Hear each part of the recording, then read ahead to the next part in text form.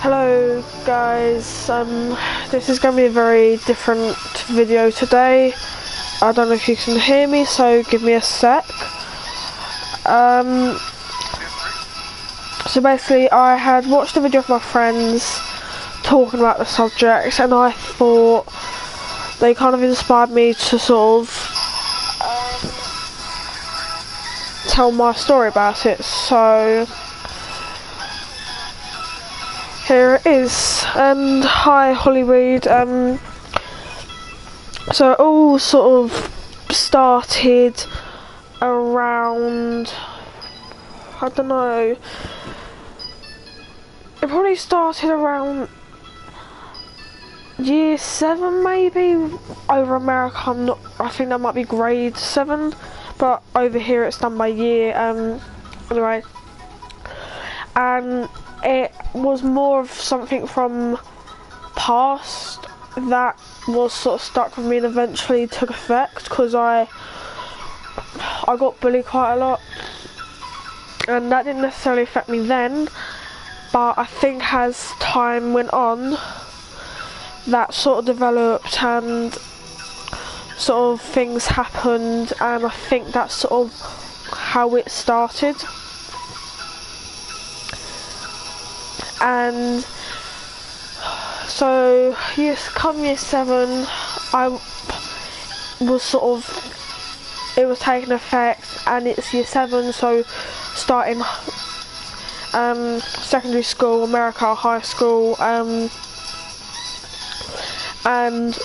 nerves were kicking in obviously, and just obviously the bullying sort of, like I say, it was taking a while before it took effect, and when it took effect, sort of, it hit me quite hard, because when, hang on one sec.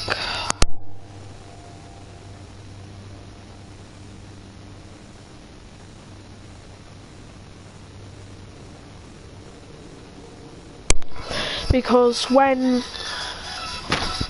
stuff kicked off, like again with school, and it all just came up, and it happened again as well. It started off again, and that sort of pushed me very close to suicide. I had actually started to sort of cut myself, and basically I started to cut myself, and it was sort of like on the top of my hand, so you know where you have the knuckle, it was sort of that, you have the palm, then you have the top side, it was the top side of my palm, and I started to cut myself there. And basically one day obviously a teacher noticed and mentioned it, so I got called in for a meeting. Not much happened, not much was really said, and I sort of just kept it hidden, which I do not recommend you do, because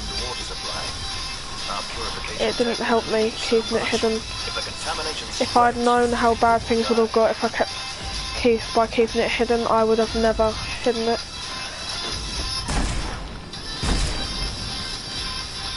But yeah, so like I say, today I'm talking about my experience with depression and being suicidal, and ways to help you overcome it.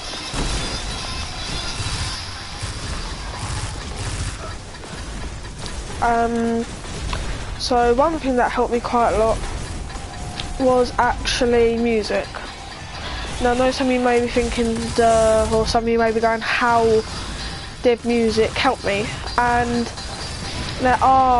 music, it's a beautiful thing. And I know this sounds very cliche and sad, me saying that, but it is, it's a form of art. And anyway, for me, what helped me the most was sort of like just listening to the tunes and the voices and stuff like that. and there was one song that still sticks with me today.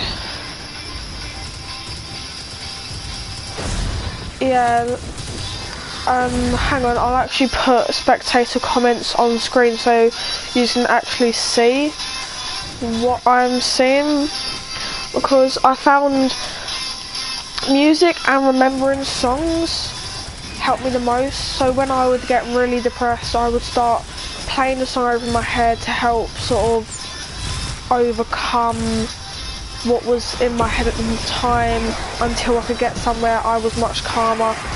And writing for me also helped. I'm not one who likes to write, who wants to, but I found sort of just keeping a bit of a diary on everything that happened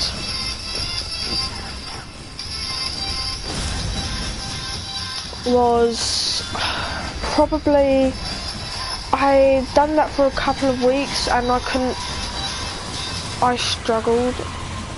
I found myself actually kind of lying to myself of how I was feeling. I actually found myself lying to myself, trying to suppress it about how I was feeling, because I felt ashamed of being depressed. I felt like it was a weakness and that it wasn't good, and it was sort of, if you were a freak if you had it. And I sort of overcame it on my own. I had a bit of help along the way, but not a lot, which was my fault because I never really mentioned it to anyone. Sort of when I got asked that one time when I had the meeting at the school, I literally just said, no, I'm fine, it's just scratched myself. Every taken energy source on the surface is dead. Plenty more underneath us. When it came to my mum, like being like asking me about what's it about, I was very withdrawn about it. I actually that night cried myself to sleep thinking I'm weak, I'm a failure, thinking I'm worthless, thinking I am nothing with this weakness.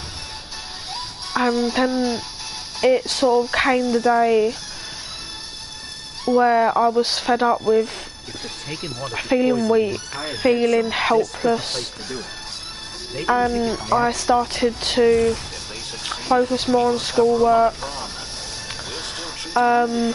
I focused a lot more on schoolwork than friends or anything else. I actually had to skip a whole year of schoolwork, homework, to be able to try and sort of cope with it, because it was affecting me badly, and I actually skipped a whole, like I say, a whole year's worth of homework because of it. And I do not recommend. Some of you may be thinking, well, that's good, you skipped a year of homework, no one likes that. Yes, but it wasn't just because I skipped homework, it was purely because I was depressed, couldn't cope, the stress of deadlines, it pushed me more than I could handle. And so let's skip a little bit. So we got to handle, yeah, so come year 8 I had some friends who went to my old school but I didn't really know. Had some new friends. Things started looking up for me. Then it came back to the person who was bullying me, sort of started it up again, and to this day I'm not 100% with him still. But yeah, I will say, never keep it in, don't hide it from your parents. They deserve to know what's going on in your life. Know if you're upset, know if you're angry, even if it's with them and you hate them at the time. let them know that was my mistake, and I don't want anyone else to make it, because no one should have to suffer it, but millions of people do, and it's not right, it's not fair, and it shouldn't happen, but it does, and it's something that you need to, if you are affected by it, bring up to your parents. Even if you have to text them, write them, no matter how you get it across, as long as you let your parents know, there is always something that can be done to help, whether it's a therapist, whether it's talking to the school, there is always something that can be done to help. And I found one of the best things was for me when I made some friends, sort of just when you get some friends, or if you have any, don't push them aside, let them in. So I found that helped a lot, even if they didn't care, they knew, and I knew they cared. I'm really good friends with some of them today, and they've said, they have believed me. I've been bullied before again, which was fairly recently enough, and it all came back, and when it did, it hit me hard, thinking, wow, these people I thought were my friends actually aren't my friends, and they just pretend, and this is all a joke to them.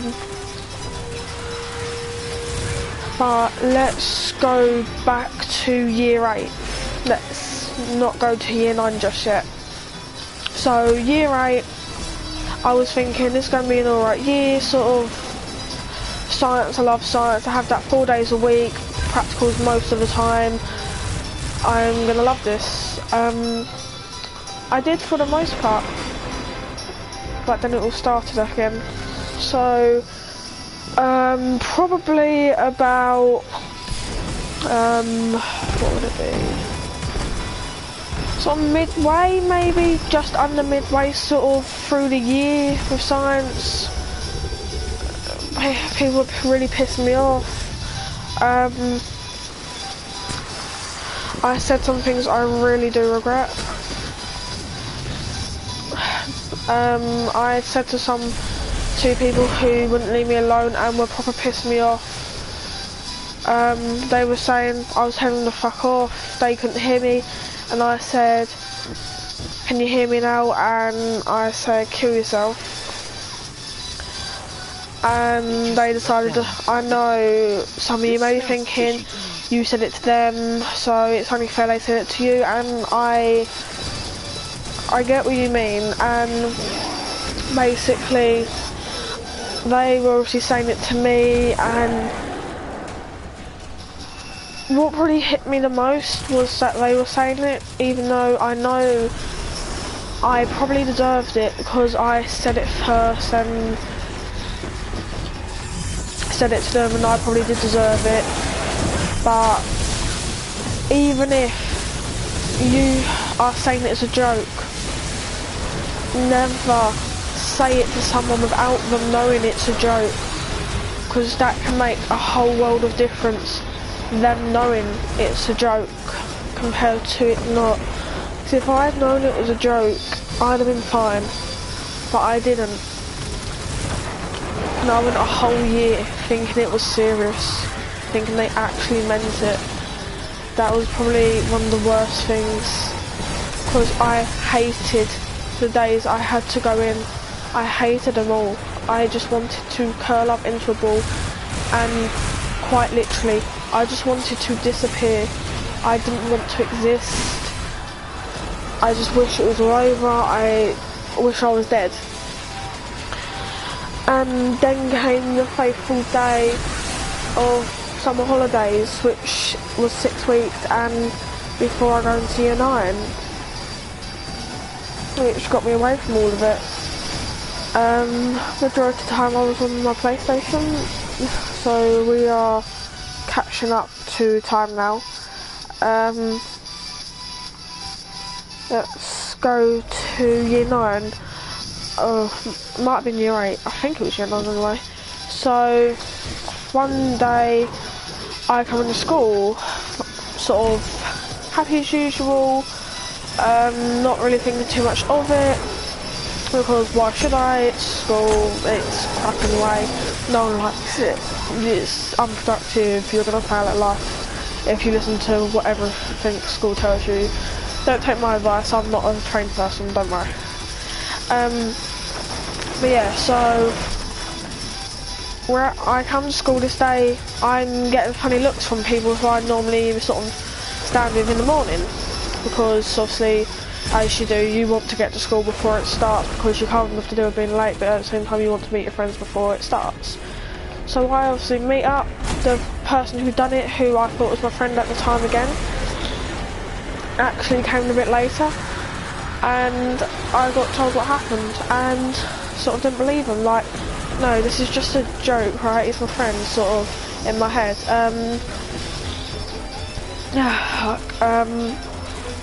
And basically, then I got shown the video, and my heart just sank. Like, I was actually, I don't even know how to put it, but my heart just sank when I saw the video. It sank for me, because this person who I thought was my friend has just made a video and sent it to a ton of people, and I don't know how many more have seen it. So that day I go for the whole day getting looks, stares, feeling like shit because people have seen the video and know it was me who he was on about. And when I got home, I cried. I went straight to my room, didn't say a word to my mum, didn't come down for the whole night, stayed up there in a ball on my bed, crying for the whole night. Didn't come down, didn't want to exist, just wanting to die. Just wanting this to all be a dream, and when I die, I wake up and it was all a dream. But it wasn't, it was a reality. And I got sent the video by someone who had asked me to send it after 4 days off school, because I wasn't ready to do anything, but I wasn't ready to go back.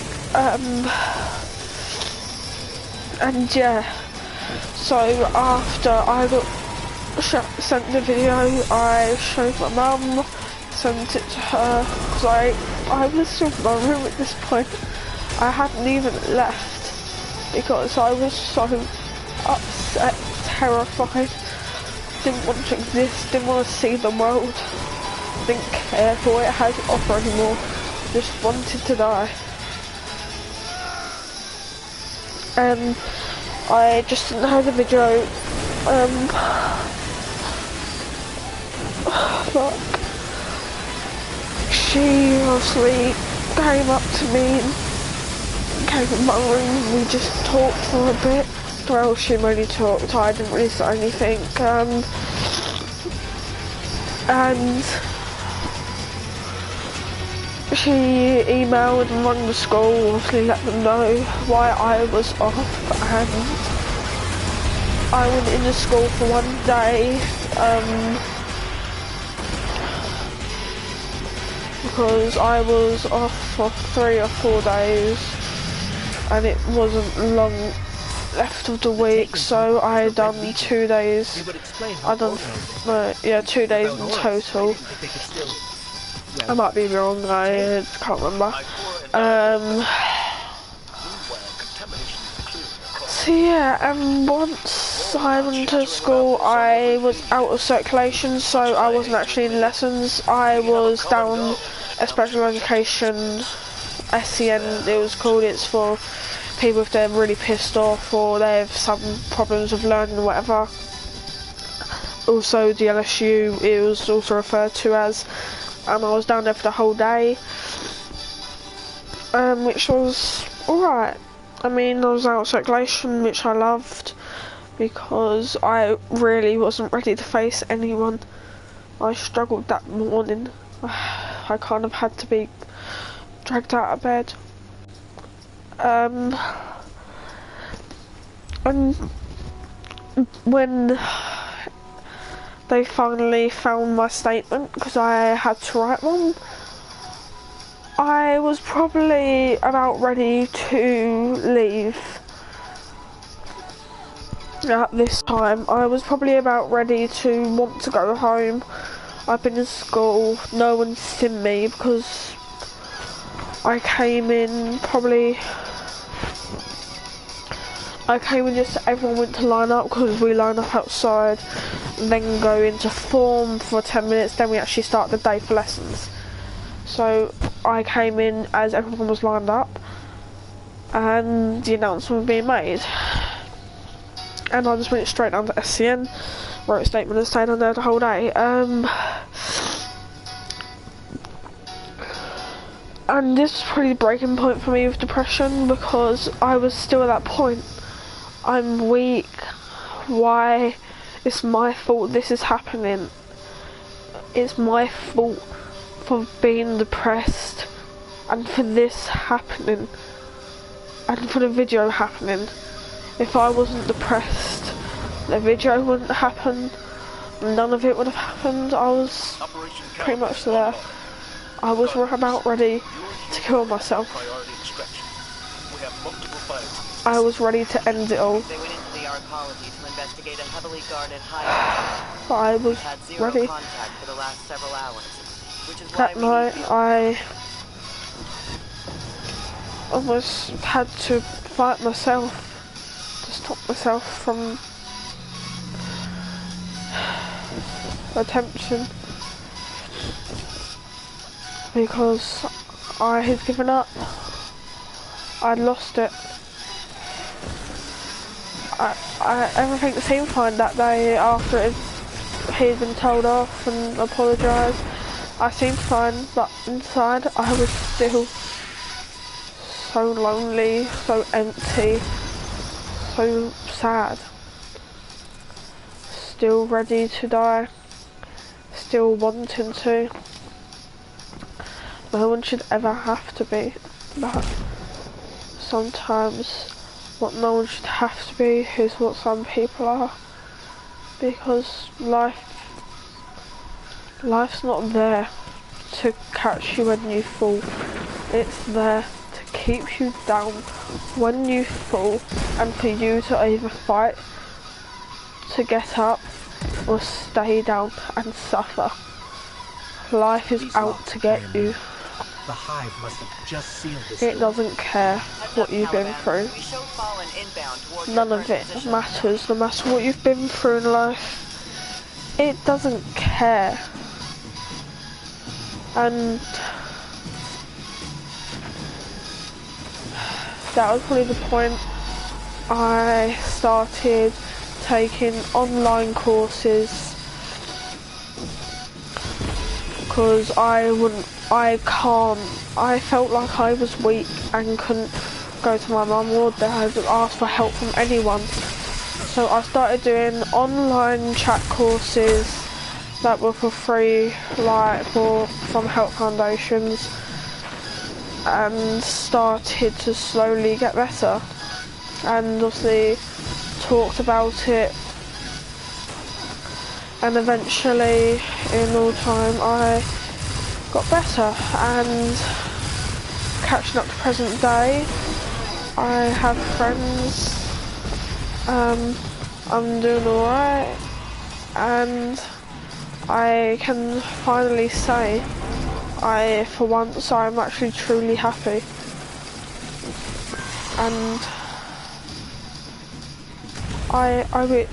to my friends. If I didn't have any of them, I wouldn't be who I am, be where I am. I don't care if I'm in the bottom set, top set, I don't care how dumb I am in the school. All that matters was my friends and them helping me. And yes, I'm friends with people who have not who have contributed. I am friends with best friends with two of the people who done it. We argue. We sometimes hate each other for a couple of minutes, but don't we all sometimes just hate people for a couple of minutes? And currently, I am year 9, and getting through my, it's recently just started, getting through my work. No one's backing down. Commander? Oh, sorry, and that video was year 8, sorry. It was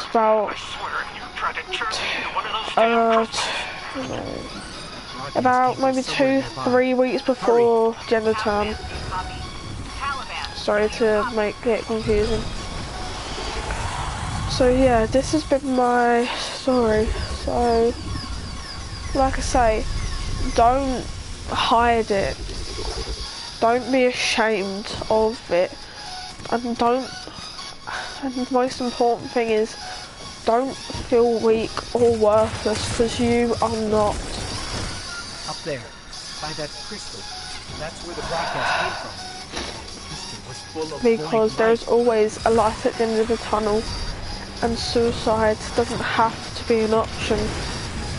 It never has to, and never will have to be. But for some, their tunnel's just too long for them to see the light. And to those people, I just want to say, it does get better. You just have to hang on for what it's worth.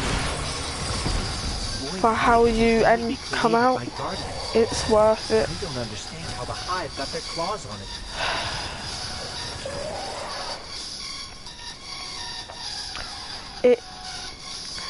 I mean, it's a serious matter, so if you see, so this is to anyone who watches this video, if you're a friend or you hate them, no one should go for it.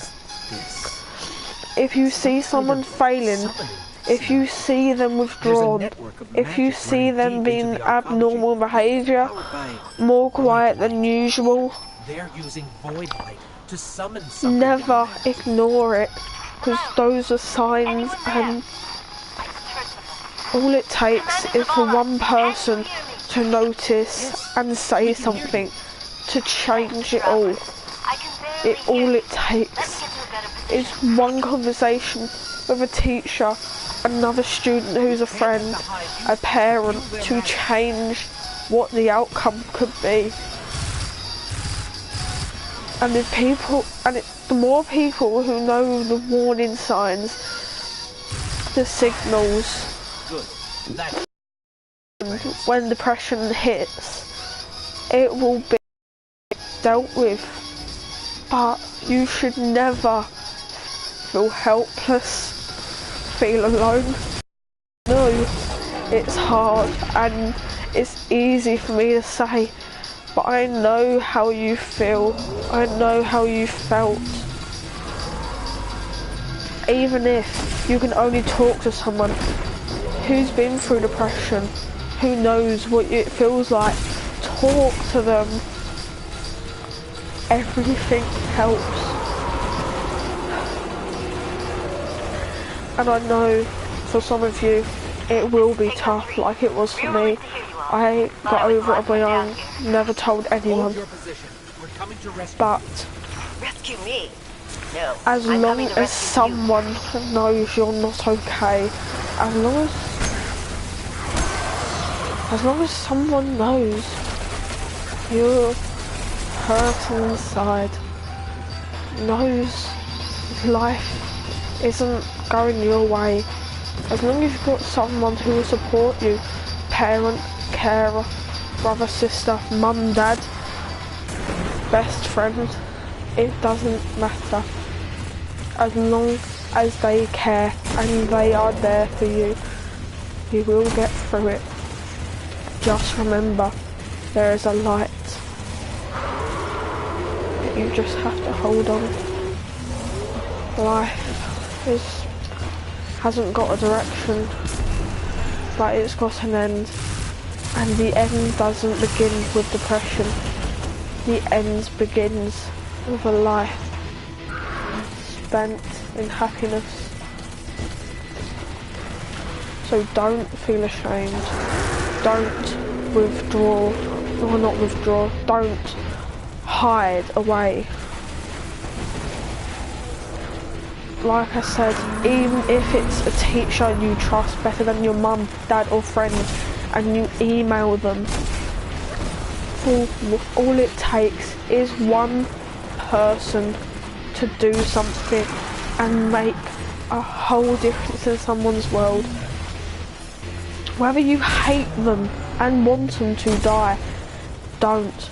Because I believe every person deserves a shot at life, deserves a stand to defend themselves, deserves rights, no matter what they've done. So even if you think I'm just talking about random shit and you don't care, one thing I pray is that you take away from this video that depression is a serious matter and it should never be ignored. That goes to parents as well, and students, friends, peers, no matter what the circumstances. It takes the 1 second to notice someone's not okay, to even say, are you alright? To make a whole world of difference. Even if you or the person doesn't reply, just them knowing there are some people who actually ask and care, that can change the outcome of everything.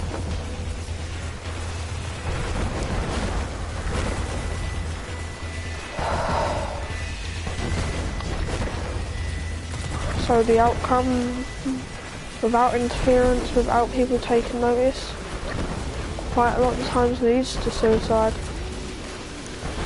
But the outcome of someone noticing the signs, saying something, can lead to a life saved, a life well spent, because that one person took a moment to show they care and their lives matter.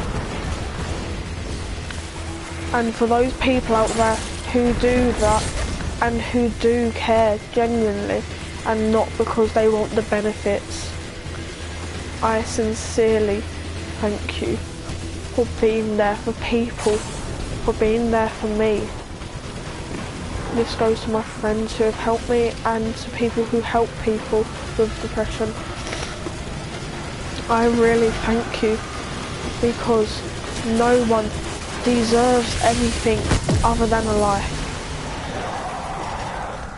So I'm going to end this video here, and actually I'm going to leave it going for a bit longer, and anyone watching, if they want to ask questions, feel free and I will answer them.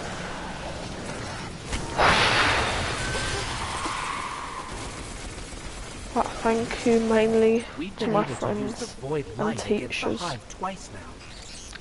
Really? Then my friends didn't die for nothing.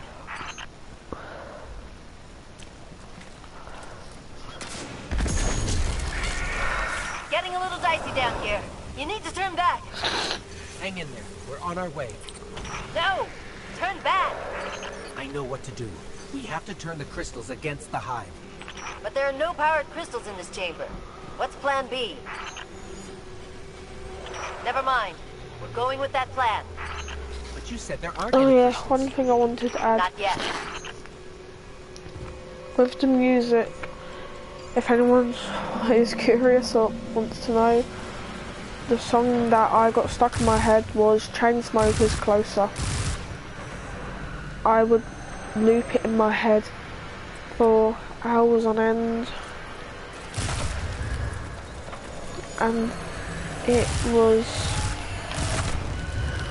that helped me in the times of desperate need. And I'm sure if, say when you get really stressed, music helps you calm down, I'm sure if you speak to someone at the school, there is something they can do. That there is something that they can do to help, even if it's just so you can listen to music. There's always something that can be done. And I'm going to end this video here, and hope anyone who's watched takes away a message, no matter what the message, just takes away that suicide is serious and no one should suffer in the silence. And I'll see everyone hopefully in my next video. Goodbye.